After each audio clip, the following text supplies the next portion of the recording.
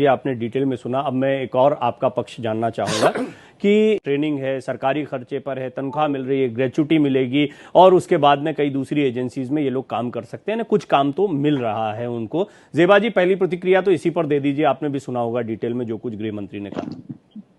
जी देखिए, सेवा जो हम सेना में जाते हैं और सेना में जो जवान सेवा करते हैं वो एक बहुत इंटरनल फैक्टर है।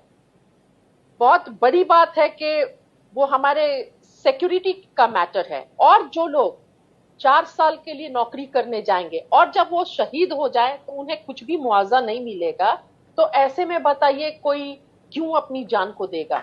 पहले जब सेना में जवान होते थे और शहीद होते थे तो उनको बहुत सारे मेडल मिलते थे और परिवार को एक सिक्योरिटी भी रहती थी। जब अभी कोई सिक्योरिटी नहीं रहेगी, 4 साल के लिए सिर्फ नौकरी, तो ये तो बहुत ही गलत है। और देश में हर जगह इसका विरोध हुआ है, जवानों ने विरोध किया है।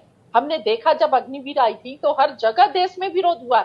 और मैं गृह मंत्री अमित शाह जी बोल रहे थे राहुल जी झूठ बोलते हैं, चैनल पर आकर आप बोल रहे हैं राहुल जी झूठ बोलते हैं। झूठ तो आप बोलते हैं गृह मंत्री जी। 2014 में जब आप आए थे चुनाव कैंपेन में, आपने आपका सबसे पहला जो बात था वो कि 15 लाख हर भारतीयों के खाते में आएंगे, हर देशवासियों के खाते में आएंगे। और अब तक जो 10 साल का कार्यकाल पूरा होने के बाद भी 15 लाख अकाउंट में नहीं आए। और आपने बोला था, अब चुनाव के बाद क्या बोलते हैं, ये तो चुनावी जुमला था। तो झूठ आप बोलते हैं या राहुल गांधी बोलते हैं? राहुल गांधी तो हर मौके पर देश को बचाने की कोशिश किए हैं।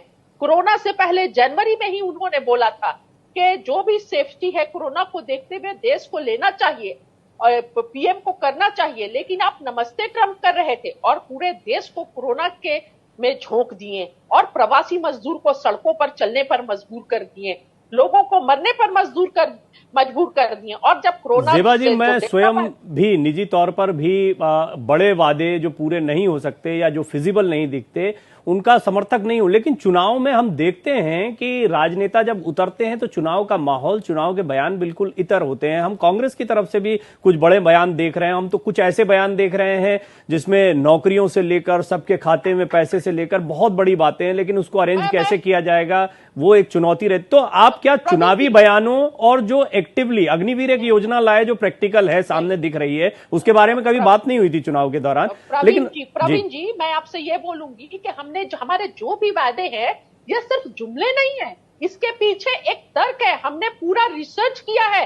जो 30 लाख नौकरी 15 अगस्त से 15 अगस्त से मिलने शुरू हो जाएंगे, वो जगह है जो हमने जिन पदों का, सरकारी नौकरियों का सृजन किया था और रिटायरमेंट के बाद वो पद अब तक खाली हैं। उसमें कांग्रेस पार्टी फिर से युवाओं को रोजगार देगी, सरकारी जो पद खाली हैं वहां पर। और जो हमने कर्नाटक में भी पैसे मिल रहे हैं महालक्ष्मी योजना के तहत, और किसानों की कर्ज माफी होगी, इसमें क्या गलत है? हमने पहले भी कर्ज माफ किए हैं और अभी करेंगे। जो बस फर्क ये है कि भाजपा जो है वो बड़े पूंजीपतियों के कर्ज माफ करती है और हम अपने देश के किसानों का कर्ज माफ करेंगे।